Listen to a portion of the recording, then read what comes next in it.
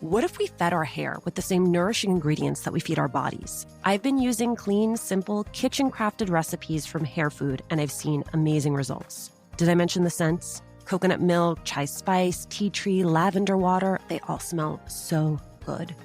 Every Hair Food product is free of sulfates, parabens, dyes, and mineral oils. So if you're looking to nourish your hair, like really nourish it, try Hair Food. Look for it at Amazon, Walmart, and Target.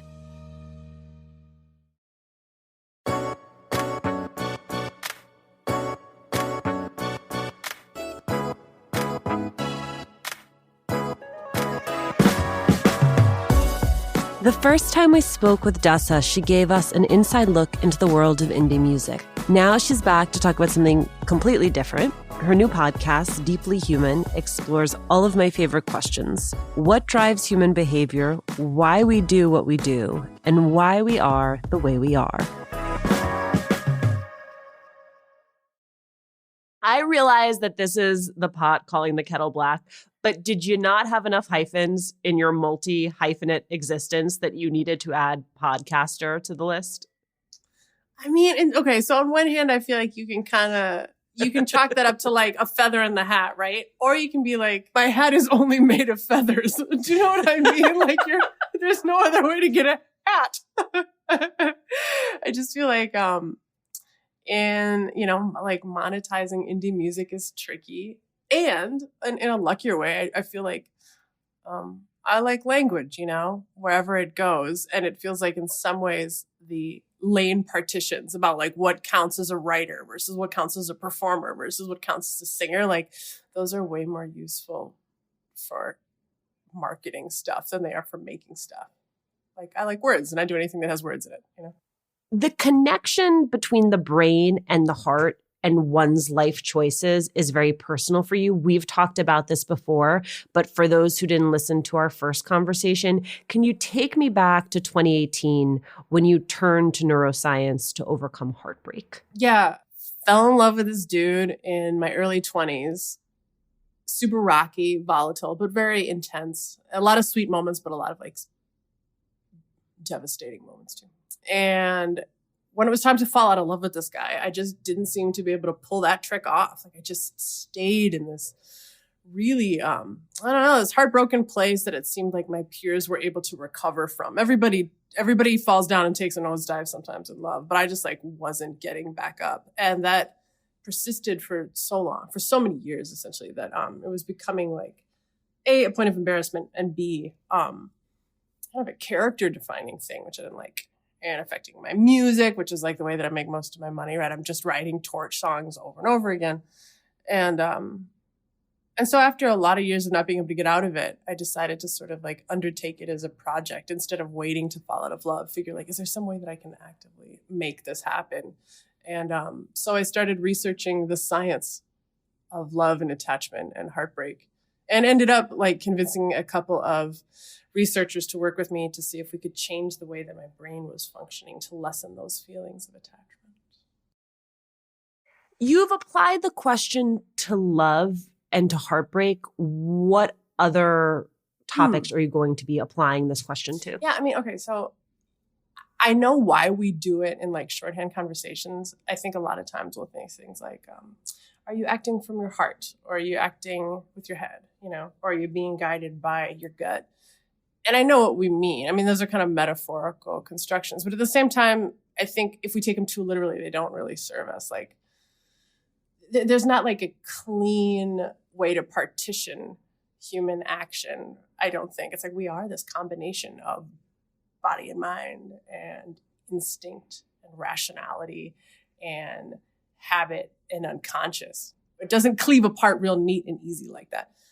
And so I think I've been interested in trying to figure out how much of the decisions that we're making in our behavior actually originates from stuff other than our conscious cognition. Because we're real aware of the thing, like when you sit down with your friend and you're like, why'd you do what you do? All the reasons that you'd say out loud.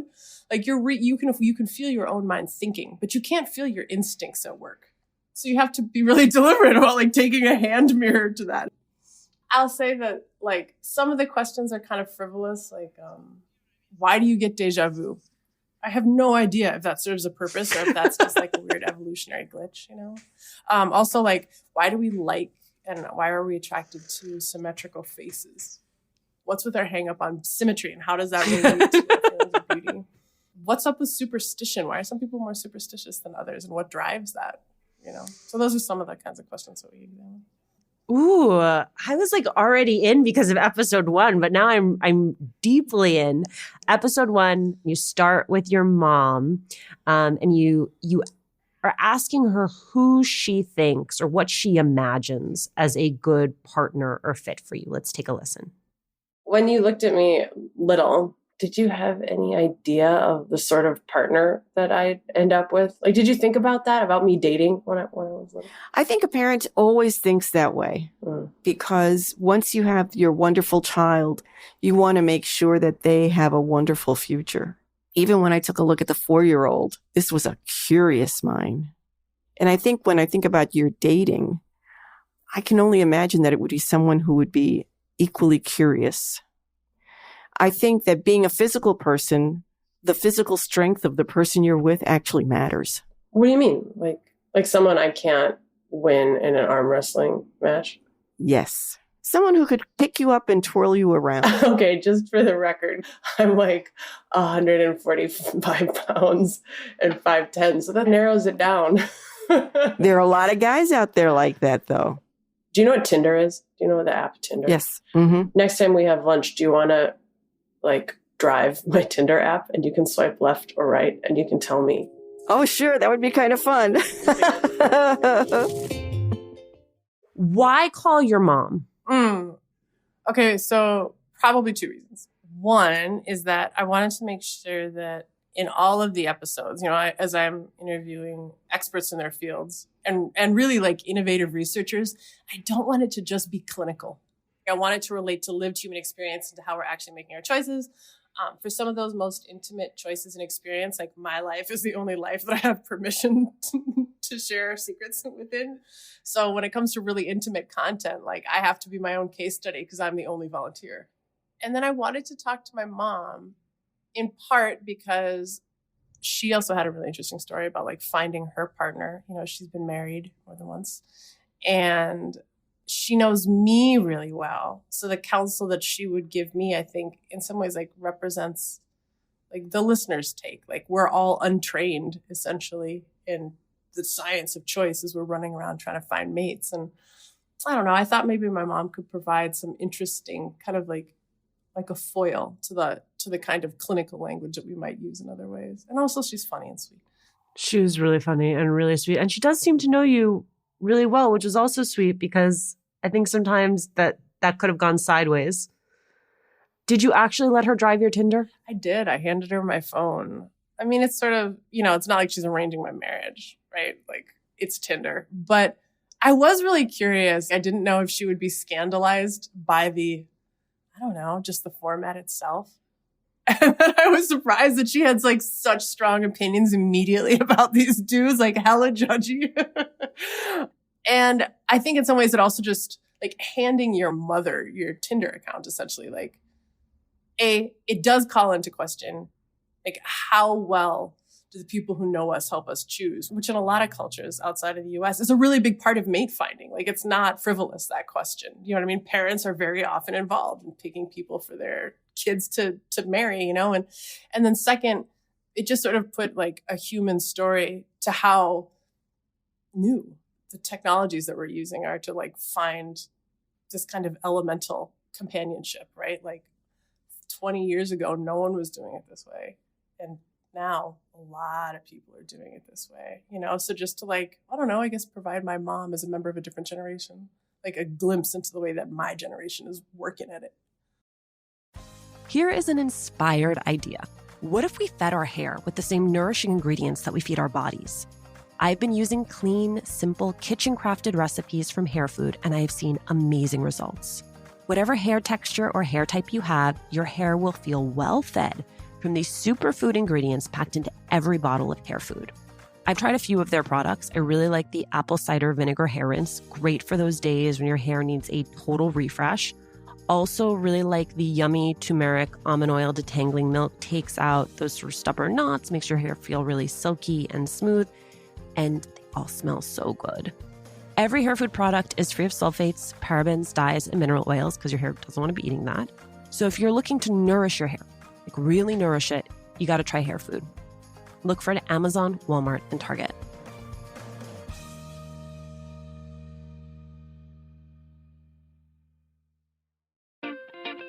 I love cereal. Like, my husband has bought me cereal for my birthday, but I also like to have protein in my breakfast. So I was excited to try Magic Spoon. 0 sugar, 13 to 14 grams of protein, 4 net grams of carbs, at 140 calories in each serving. It's keto-friendly, gluten-free, grain-free, soy-free, low-carb, and GMO-free. Magic Spoon comes in 4 flavors: cocoa, fruity, frosted, and peanut butter. I am a fan of all of them, but the peanut butter and the frosted are my favorite. Go to magicspoon.com/Latina to grab a variety pack and try it today. Be sure to use our promo code Latina at checkout to save $5 off your order. Magic Spoon is so confident in their product, it is backed with a 100% happiness guarantee. So if you don't like it, they'll refund your money, no questions asked. Remember, get your next delicious bowl of cereal at magicspoon.com/Latina. Use the code Latina to save $5 off. I squealed midway through the first episode of Deeply Human because you interview Barry Schwartz, who wrote a book that clarified life for me, The Paradox of Choice. And the core thesis, you'll tell me if I'm getting this right, is that having more choices makes it harder to choose. And out of that, the distinction between maximizers and satisficers. Can you describe the difference between a maximizer and a satisficer? It's sort of like similarly struck a bell in my brain that like vibrated my skull for a minute. So there are roughly 2 ways to go about choosing. They're not necessarily discrete, but they can help kind of serve as general guidelines. The first kind of method that somebody might use is maximization, where you're trying to make sure that you get like the very best of what's on offer. So whether you're choosing a frame for your glasses or whatever, apples at the supermarket or a dude on Tinder. The idea is that you're trying to see what all of your options are and then walk with the very best one. Alternatively, you could be a satisficer, which is to say that you know exactly what your lists of desires are. And as soon as you find an option that satisfies those desires, you're good to go. So you want frames for your glasses that are cat-eyed librarian sexy and that are under $200 and that arrive to your door within 6 days. And as soon as you find that pair, you're good to go. You're not going to stay on the Warby Parker site, for the extra 45 minutes to try to find that best pair. I've literally been trying to buy new glasses for about 6 years. So the fact that this is your example is pretty perfect because I am a hardcore maximizer. Like if I am driving down the highway and I see a McDonald's, I'll be like, oh, that's cool. Let me see what else is down there. I'm like, oh, Burger King. I wonder what else is down there. And then I will like get to my destination hungry because I've spent the entire ride wondering if there will be an even better option. So you're a maximizer, clearly a maximizer. Hello. Welcome to my crisis. Maximizer, satisficer to me only overshadowed potentially by the asker guesser paradigm. Do you know about that? Where it's like an asker will ask you for anything because they always feel that you have the capacity to say no. And a guesser,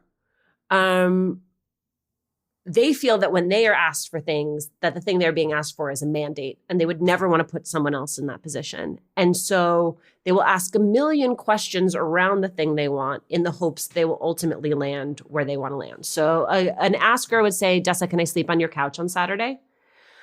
A guesser like me would be like, hey, Dessa, got any plans on Saturday? How's your apartment looking? To your roommate? Like a million questions. Right. To get to the point where then you just magically offer me the God, I've been hoping someone would sleep on this couch. Right? Yeah. Definitely guesser over here. It explains so much because I think before I learned all of these things, where I find them helpful is that I thought as a guesser that askers were just trying to drive me nuts.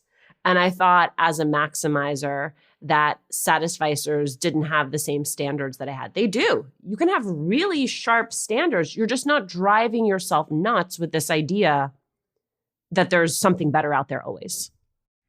And I think also like, I wouldn't have been able to maybe articulate it as clearly, but as I've grown older, maximizing, I've become more acutely aware of the price of deliberation. That isn't costless. Try to find the absolute, like, cheapest, let's say, solution to your problem. I don't know, a pillow top for your mattress, right? If it takes you 14 hours to find that, right? Then you have to factor in what your hourly rate is usually for 14 hours. Like, add that to the cost of the pillow top. The number of lost hours for me in trying to score just the best possible deal with all the add-ons, where it's like, even as I'm in the checkout, I'm like, let me just 100% check to make sure there are no codes. I have 8 things in my cart, right? Just in case. Because I know I'm going to delete 7 of them. But God, if I spend it's 1 a.m., I could still look for another hour. How then, though, has that all applied to romance and dating? I would maybe start with the caveat that it got tricky. Because like right after that, episode was recorded, pretty shortly after COVID hit, so obviously there's been an externality that has disrupted dating and all other parts of human life in an unpredictable way. I think the idea that that compatibility is like discovered as opposed to developed. It's like numbers, right? Discovered or invented. I think that I take that more seriously now. Like the idea that relationship was work wasn't a foreign one to me. That naturally resonates, at least in my experience so far. But the idea that like, hey, for all the swiping, let's say, that you're doing if you're, dating online, how much time did you spend on that? How much time did you spend on that app? And what's your ROI on that investment? Do you know what I'm saying? Like saying no for 2 hours doesn't actually get you anything, like at all. And maybe it would be better, even if I went on dates that don't lead to lifelong partnerships, like maybe it would be better to spend one of those hours in conversation with a human being.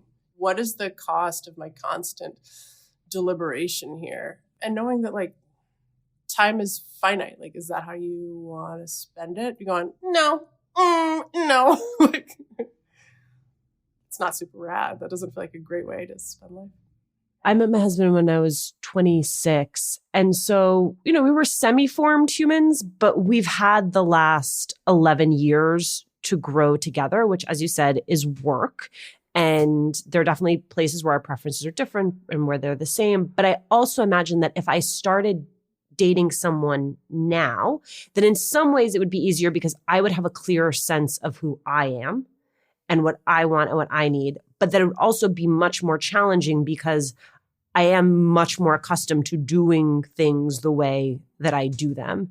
And so this question about compatibility, even just in like a very day-to-day lived way of like, what temperature is the thermostat at? When do I get out of bed? All of those things, I imagine would be harder now. You don't get 2 shots at the same life, right? So all of us are sort of guessing what it would have been like on the other side. I feel like I am a lock with more tumblers.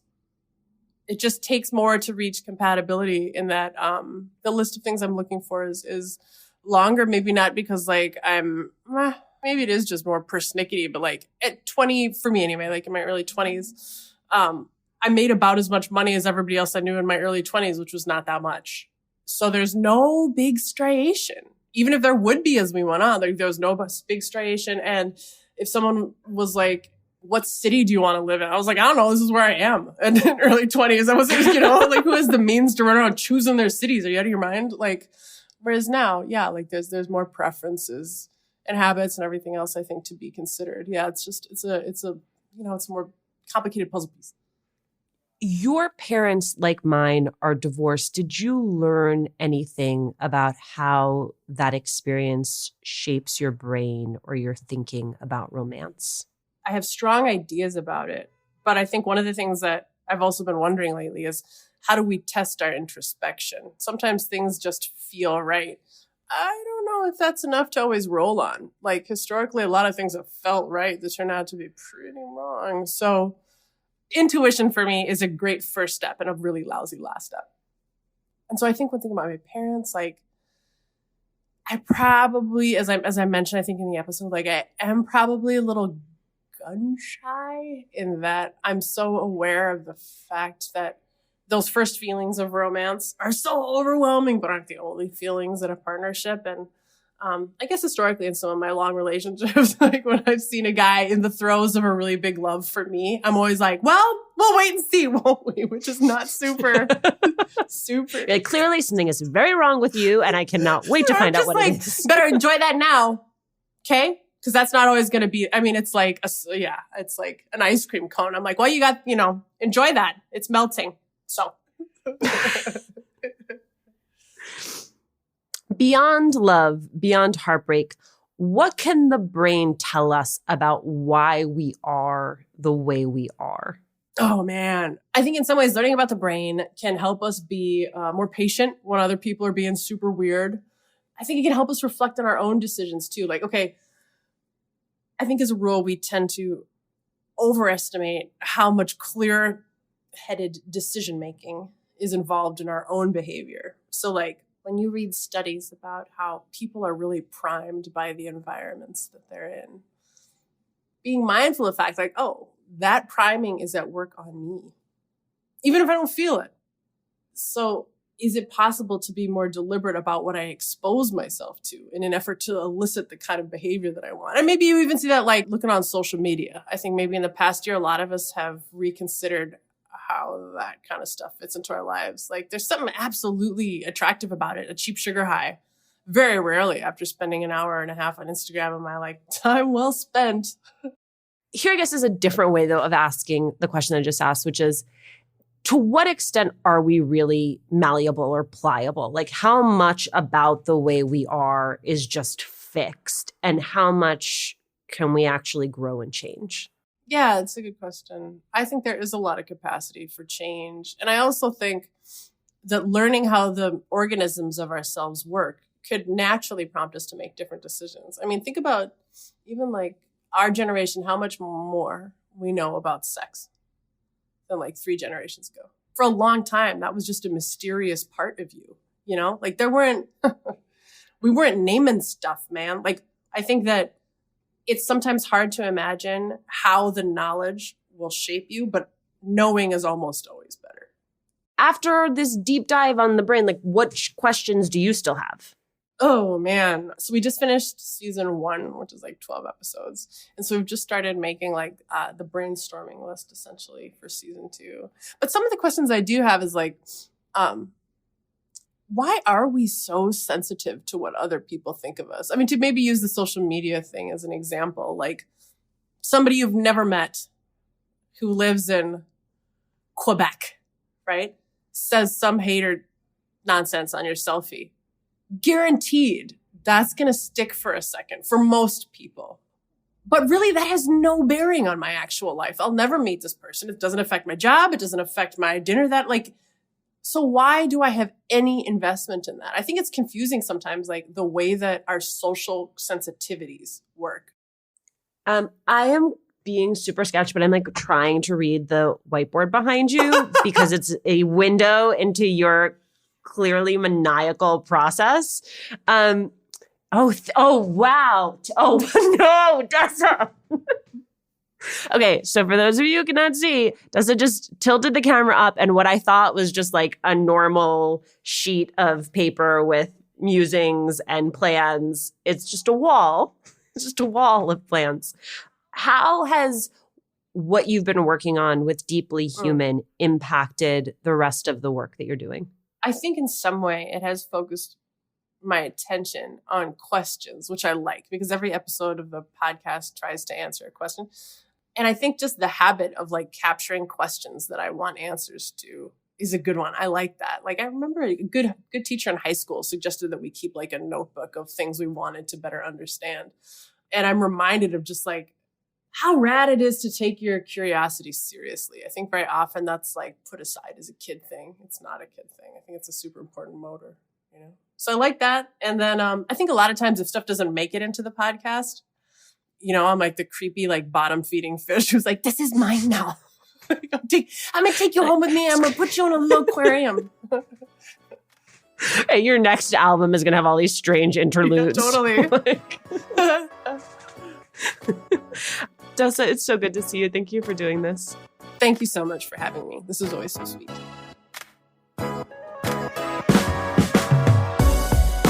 Thank you for joining us. Latina to Latina is executive produced and owned by Juleka Lantigua Williams and me, Alicia Menendez. Paulina Velasco is our senior producer. Our lead producer is Cedric Wilson. Kojin Tashiro is our associate sound designer. Manuel Bedoya is our social media editor and ad ops lead. We love hearing from you when you email us at hola@latinatolatina.com, when you slide into our DMs on Instagram, when you tweet at us at Latina to Latina. Remember to subscribe, follow us on Radio Public, Apple Podcasts, Google Podcasts, wherever you're listening. And please, I know I ask this all the time, but do leave a review. It is one of the fastest, easiest ways to help us grow.